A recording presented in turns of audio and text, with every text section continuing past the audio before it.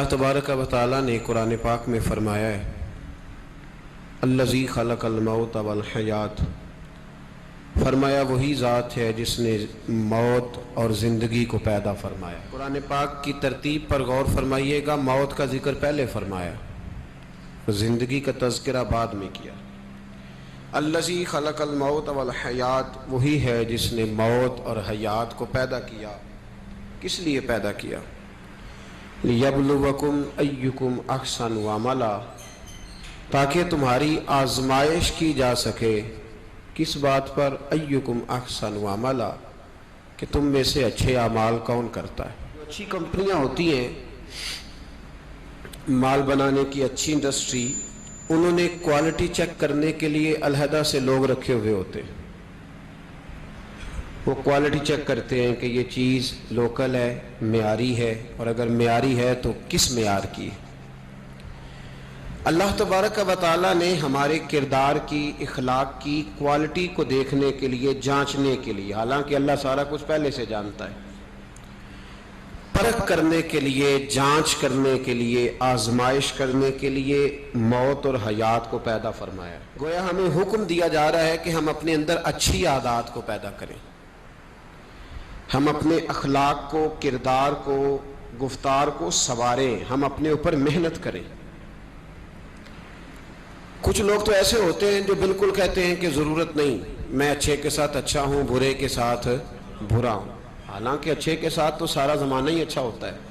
अच्छा तो वो होता है जो बुरे के साथ अच्छा होता है। अच्छे के साथ अच्छा होना, बुरे के साथ बुरा होना, ये क्या खूबी हुई, ये क्या बात हुई। कुछ लोग ऐसे हैं जो अपने तई शरीफ, नफीस, बाइखलाक, बा किरदार खुद ब खुद बन के बैठ गए। उन्होंने खुद ही उठ के अपने कान में कह दिया है कि मैं एक अच्छा आदमी हूं, खुद ब खुद ही। उन लोगों ने भी अपनी आदत पर, अपने किरदार पर, अपने अखलाक पर मेहनत करनी छोड़ दी है। अपने आप को किरदार के लिहाज से सजाना, संवारना छोड़ दिया। हालांकि महकमे, हमारे जितने भी महकमे हैं ना, वो रिफ्रेश कोर्स कराते रहते हैं अक्सर। पता है आपको इस बात का? वो कहते हैं कोर्स कराओ दोबारा से। वो उसूल जो पहले बताए जाते हैं, थोड़े दिनों के बाद दोबारा बुलाए। चंद दिन पहले मुझे मोटरवे वालों ने कहा कि आप हमारे पास आएं, हम चाहते हैं कि आप थोड़ा सा हमारे अफसरान को और कारकुनान को लेक्चर दें। पता उन्हें अपनी जिम्मेदारियों का है, लेकिन शायद आपके कहने से बात थोड़ी और ज़्यादा बढ़ जाए। तो मैं वहाँ चला गया हेड क्वार्टर में, कुछ देर मैंने वहाँ बात की उन लोगों से। तो बाद में मुझे वो अफसरान कहने लगे कि ये तो आपने हमें रिफ्रेश कर दिया है, तो हम चाहते हैं कि इस तरह की बातें होती रहें। बातें पहले भी सारी पता होती हैं। मैं अब समझता हूँ कि आप जितने लोग यहाँ बैठे हैं, अल्हम्दुलिल्लाह सब जानते हैं कि सच बोलना चाहिए, सब जानते हैं कि रिज़्क़े हलाल खाना चाहिए। ये दोबारा से तकरीर करने का, दोबारा से बात करने का मकसद क्या होता है कि बात ज़रा ताज़ी हो जाती है। और यूं समझ लें कि एक चीज़ अंदर पड़ी होती है, तो वो कई दफ़ा कोई छेड़ने वाला उसे छेड़ के ताज़ा कर देता है। तो वो ताज़ा होने से बाद फिर दोबारा इंसान में तड़प पैदा होती है अमल करने। हम लोगों ने ना अपने कान में खुद ही मशवरा दे लिया है कि यार मैं तो एक शरीफ आदमी हूँ, 5 नमाजें में ध्यान से पढ़ता हूँ, रोज़े मैंने सारे रखे हैं, गरीब का मैं ख्याल करता हूँ, अम्मा मेरी मुझसे राज़ी है, दोस्तों को खुश रखना, मैं हमारे कान में खुद हमारे नफ्स ने मशवरा दे दिया है। हालांकि ऐसा नहीं है। हमें तो ज़रूरत है नए सिरे से ताज़ा होने की। हमें तो देखना चाहिए, परखना चाहिए कि जिस तरह मैं बना हुआ हूं ना शरीफ, हो सकता है सामने वाला भी कहता हो चलो जिस हाल में आता है उसी हाल में ठीक है। हमें अपने ऊपर मेहनत जारी रखनी चाहिए, अपने किरदार को, अखलाक को, अतवार को। हजरत उस्मान हैरी बहुत दरवेश, कामिल सूफिया में शुमार होता था। लोग उनकी मजलिस मुबारका में आके बैठते थे तो अपने दिलों को ताज़ा करते थे। कुछ अल्लाह के नेक बंदे ऐसे होते हैं कि जिनका एक जुमला बंदे को सारी ज़िंदगी के लिए रास्ते पे डाल देता है। बहुत बड़े दरवेश थे हज़रत उस्मान हैरी। इमाम गज़ाली रहमतुल्लाह अलैह ने लिखा, एक दफ़ा एक आदमी ने उनकी दावत पकाई।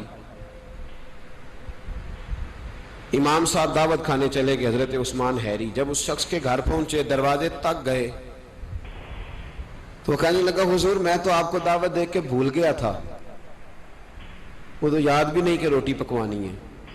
تو آپ مہربانی فرمائیں آج چلے جائیں, میں دوبارہ دعوت دوں گا.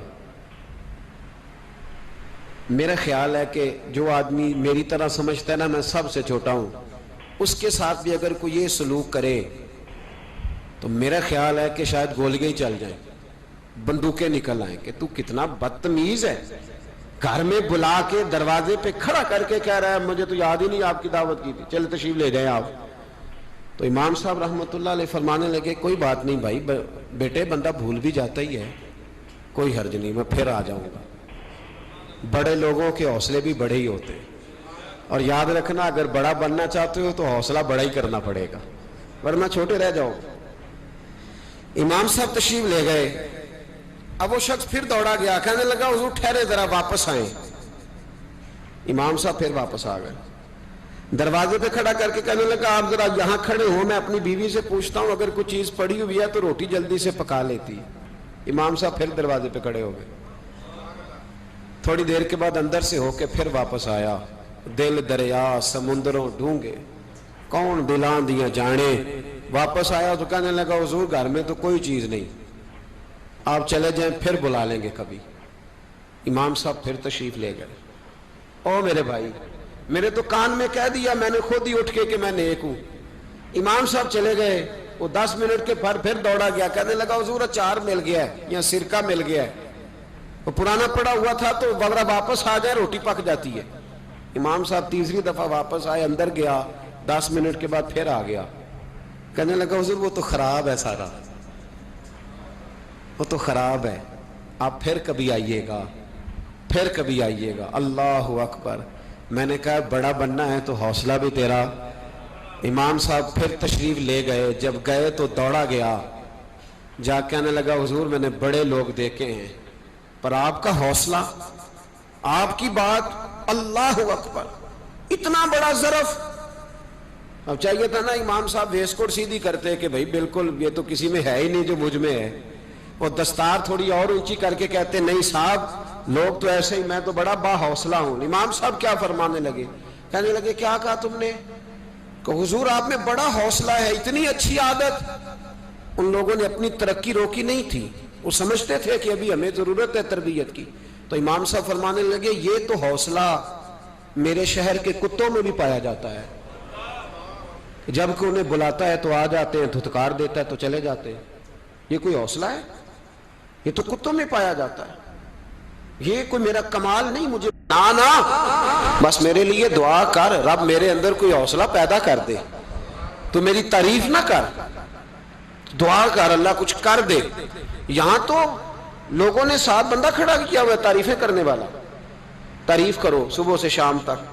جس نے جس کے ساتھ رشتہ رکھنا ہے اس کا طریقہ ہے کہ اس کی تعریف کرے, کہے تو بڑا اچھا ہے, تب رشتہ قائم رہتا ہے. وہ لوگ اپنی عادات پر محنت کرتے تھے, جد و جہد کرتے تھے, کوشش کرتے تھے اور سنور جاؤں اور سنور جاؤں. ہم تو روز داستان سناتے ہیں کہ اس دنیا میں ایک ہی بندہ اچھا ہے جس کا نام میں ہوں. میں اچھا, اور پھر دوبارہ ڈھونڈو گے تو میں ہی اچھا ملوں گا. خدا مجھے ایسی خدائی نہ دے کہ اپنے سوا کچھ دکھائی نہ دے. اپنی عادات پر محنت کرے. اللہ فرماتے ہیں کہ تمہیں موت اور زندگی کے بیچ اس کو گورکھ دھندا نہ سمجھو. ایک شخص پیدا ہوا, ماں نے 9 مہینے جد و جہد کر کے اس کی پرورش کی, پیٹ میں رکھا, پھر اس کو پالا, پھر کس مشکل سے وہ پروان چڑھا, پھر کس مشکل سے اس نے تعلیم حاصل کی, کوئی ہنر سیکھا, پھر پریکٹیکل لائف میں آیا, جد و جہد کر کے وہ آگے بڑھا, اس کے بچے ہوئے, کتنی جان جوکھوں میں ڈالی, پھر وہ فوت ہو گیا. فرمایا یہ کوئی گورکھ دھندا نہیں. الذی خلق الموت والحیات لیبلوکم ایکم احسن عملا. یہ موت اور حیات اس لیے بنائی تھی تاکہ پتہ چلے کہ تم میں سے اچھے عمل کون کرتا ہے, کون اپنی عادات کو سوار کے آتا ہے, اخلاق کو سوار کے آتا ہے. عادات کو سوارے. میں نے بڑی دفعہ کہا ہے, ہم لوگ سمجھتے ہیں صرف میٹھا بولنے کا نام اخلاق ہے. میٹھا بولنا اخلاق کا ایک جز ہے. یہ پورا اخلاق, جہاز کا عملہ جو آپ سے میٹھا بولتا ہے تو اس کا مطلب یہ تھوڑی ہے کہ وہ با اخلاق ہے. ان کی ٹریننگ ہے, ان کی تربیت ہے کہ تم نے آنے والے سے کبھی بھی تلخ بات نہیں کرنی. آپ نے 12,000 روپیہ دیا ہے جہاز کی ٹکٹ کا, ڈومیسٹک فلائٹ پہ بیٹھے, اور جو آپ کے سامنے شخص آپ کو ڈیل کر رہا ہے اس کی 1.5 لاکھ روپیہ تنخواہ ہے، لیکن اس کے باوجود وہ میٹھا بول رہا ہے، تو آپ اس کو با اخلاق نہیں کہیں گے، اس لیے کہ یہ اس کی، ہاں اگر وہ دل سے آپ کے ساتھ اچھا رویہ کر رہا ہے تو پھر وہ بہت اچھا ہے، پھر وہ با اخلاق ہے۔ لیکن میرے بھائی بہت سارے لوگ تو میٹھا بولتے ہیں، ان کی ٹریننگ ہوتی ہے۔ اخلاق حسنہ کیا ہے؟ اخلاق حسنہ کی پہلی سیڑھی یہ ہے کہ تیرا اپنے رب پہ بھروسہ کتنا زیادہ ہے۔ اگر تو توکل والا نہیں تو تو اخلاق والا نہیں ہو سکتا۔ توکل علی اللہ پہلی سیڑھی ہے اخلاق حسنہ کی۔ میرے نبی پاک علیہ الصلوۃ والسلام نے فرمایا اگر تم اپنے رب پہ بھروسہ کرو گے تو اللہ تمہارے ساتھ وہی سلوک کرے گا جو پرندوں کے ساتھ کرتا ہے۔ تو صحابہ عرض کرنے لگے حضور پرندوں والا سلوک کرے گا؟ تو نبی پاک علیہ السلام فرمانے لگے پرندے سویرے بھوکے نکلتے ہیں، انہیں نہیں پتا ہماری فیکٹری کون سی ہے، کہاں جا کے مزدوری کرنی، ان کو نہیں پتا کس کھیت میں ہل چلانا ہے، ان کو نہیں خبر کہ کس دفتر میں جا کر کے بیٹھنا ہے، وہ سویرے بھوکے نکلتے ہیں اللہ پہ بھروسہ کر کے، لیکن نکلتے ضرور ہیں، جدوجہد ضرور کرتے ہیں۔ جب شام کو واپس آتے ہیں تو اللہ انہیں پیٹ بھر کے روٹی عطا فرماتا ہے۔ تم بھی بھروسہ اپنے اللہ پہ کرو، اپنے مالک اور خالق پر بھروسہ کرو۔ سارا بھروسہ ہی دنیا داروں پہ ہے، سارا بھروسہ ہمارے حکمرانوں کو معاذ اللہ تعالیٰ ثم معاذ اللہ سارا بھروسہ ہی یہودیوں پہ ہے، عیسائیوں پہ ہے۔ ہمارا بھی سارا بھروسہ ایم این اے پہ، ایم پی اے پہ، چیئرمین کا انتظار کر رہے ہیں آئے گا تو گلی بنائے گا۔ تو نے 1.5 کروڑ روپے اپنے مکان پہ لگایا ہے، اگر 1 لاکھ تو گلی پہ لگا دے گا تو کیا حرج ہے اس میں، باقی لوگ بھی گزر جائیں گے۔ سارا بھروسہ دنیا داروں پہ۔ حضرت بایزید بسطامی رحمت اللہ تعالیٰ علیہ فرماتے ہیں کہ رمضان کا مہینہ تھا تو میرے بستان میں نا سارے میرے ہاتھ چومنے والے تھے۔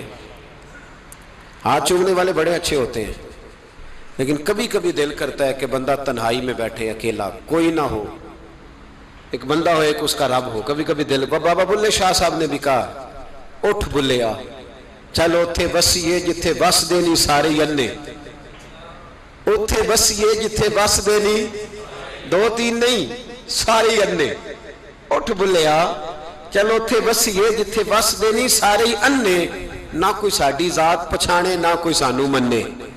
تو حضرت بایزید فرماتے میرا بھی دل کرتا تھا آج وہاں جاؤں جہاں کوئی جاننے والا نہ ہو، اور وہاں جا کے نہ، میں رمضان کا مہینہ تھا تو دل کیا کہ وہاں جا کے روزے گزاروں جہاں ہاتھ چومنے والے نہ ہو، میں ذرا کھل کے عبادت کر لوں۔ فرماتے ہیں میں دور بستام سے نکلا، ایک مسجد میں جا کے اعتکاف بیٹھا، پورے مہینے کا اعتکاف۔ پہلے دن مسجد میں گیا تو نمازی پوچھنے لگے بابا جی روٹی کہاں سے کھاؤ گے؟ میں نے کہا کہ میرا اللہ دے گا۔ یہ نہیں کہتے کہ بابا جی فکر نہ کرنا روٹی آ جائے گی۔ کہا روٹی کہاں سے کھاؤ گے؟ کہا اللہ دے گا۔ کہنے لگے اللہ تو دے گا پر کس طرح؟ تو آپ فرمانے لگے آپ مسلمان ہیں، آپ کو سمجھنا چاہیے کہ اللہ وسیلے کو پسند ضرور فرماتا ہے پر اللہ وسیلے کا محتاج نہیں، وہ اگر چاہتا ہے تو پھر بے حساب ہی عطا فرماتا ہے، تو وہ دے گا انشاءاللہ۔ کہنے لگے جی دے گا تو صحیح پر کس طرح؟ آپ فرماتے میں نے سمجھایا، 2 نمازیوں کو زور کے وقت سمجھایا تو 2 پھر عصر میں پوچھنے لگ گئے کہ بابا جی ادھر ہی رہنا ہے پورا مہینہ؟ کہا ادھر ہی رہنا ہے۔ تو روٹی؟ میں نے کہا اللہ دے گا۔ کہتے انہوں نے بھی پوچھا کیسے، ان کو بھی میں نے سمجھایا۔ پھر وقت ہو گیا مغرب کا تو 2-3 نمازی پھر پوچھنے لگ گئے، حاجی ہیں، نمازی ہیں، صوفی درویش قاری ہیں، پر یہ بتا کہ تیرے من کا تعلق بھی جڑا ہوا کہ نہیں؟ تیرے اندر سی آواز بھی توکل علی اللہ کی آتی ہے کہ نہیں؟ یہ بھی تو غور کرنا۔ حضرت بایزید کہتے ہیں میں تنگ آ گیا، میں نے معلوم کیا کہ یہ 7 گھر کس کا ہے؟ بتایا گیا یہودیوں کا ہے۔ میں نے کسی ذریعے سے ان سے رابطہ کیا یا میں خود چلا گیا، میں نے ان سے رابطہ کر کے کہا کہ تمہارے گھر میں کوئی کام کاج کرنے والی عورتیں تو ہوں گی؟ کہا ہیں۔ فرمایا مجھ سے پیسے لے لو، بس 2 روٹیاں سویرے مل جائیں سحری میں، 2 شام کو مل جائیں، تو میں سرکے سے کھاؤں یا کسی چیز سے تناول کروں، 2 روٹیاں مجھے صبح و شام پیسے لے لو۔ فرماتے ہیں وہ مان گئے۔ اب میرا دل کرتا تھا کوئی نمازی مجھ سے سوال کرے تو میں ذرا اعلان کر دوں کہ میرا بندوبست ہو گیا ہے، میں ذرا اعلان کر دوں کہ میرا بندوبست، خرد نے کہہ بھی دیا لا الہ الا اللہ تو کیا حاصل، دل و نگاہ اگر مسلمان نہیں تو کچھ بھی نہیں۔ فرماتے ہیں میں ایک نمازی نے اثر میں پوچھ لیا کہ بابا روٹی، تو میں بول پڑا، میں انتظار میں تھا، میں بولا، میں نے کہا نمازیوں، حاجیوں، درویشوں، رمضان کے روزے رکھنے والوں، صائم الدہر قائم اللیل لوگوں، یہ ساتھ میرے پڑوس میں مسجد کے یہودی ہیں، میں نے پیسے چکا دیے ہیں، 2 روٹیاں سویرے 2 شام مل جائیں گے۔ کہتے ہیں اعلان کیا تو نمازی چپ کر گئے۔ اب 3 دن بیت گئے، کسی نے پوچھا ہی نہیں، اللہ، کسی نے پوچھا نہیں روٹی کہاں سے آئے گی۔ حضرت بایزید فرماتے ہیں فجر کا وقت تھا، سر سجدے میں رکھ کے میں کھول کے رویا اور نماز پڑھ کے میں نے نمازیوں سے کہا، او نمازیوں آؤ دوبارہ سے کلمہ پڑھیں، آؤ پھر سے کہیں لا الہ الا اللہ، آؤ پھر سے کلمہ پڑھیں۔ کہتے نمازی کہنے لگے تو کون ہوتا ہے ہمیں دوبارہ کلمہ پڑھانے والا؟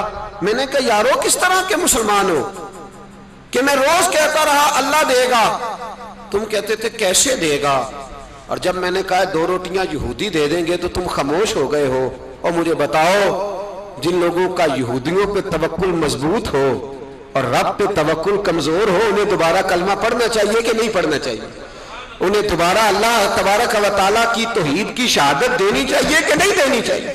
آؤ پھر سے کلمہ پڑھیں۔ قرت نے کہہ بھی دیا لا الہ الا اللہ تو کیا حاصل، دل و نگاہ اگر مسلمان نہیں تو کچھ بھی نہیں۔ قلندر لاہوری بول کے کہنے لگے جو میں سر بسجدہ ہوا کبھی تو زمین سے آنے لگی صدا، تیرا دل تو ہے صنم آشنا، تجھے کیا ملے گا نماز میں؟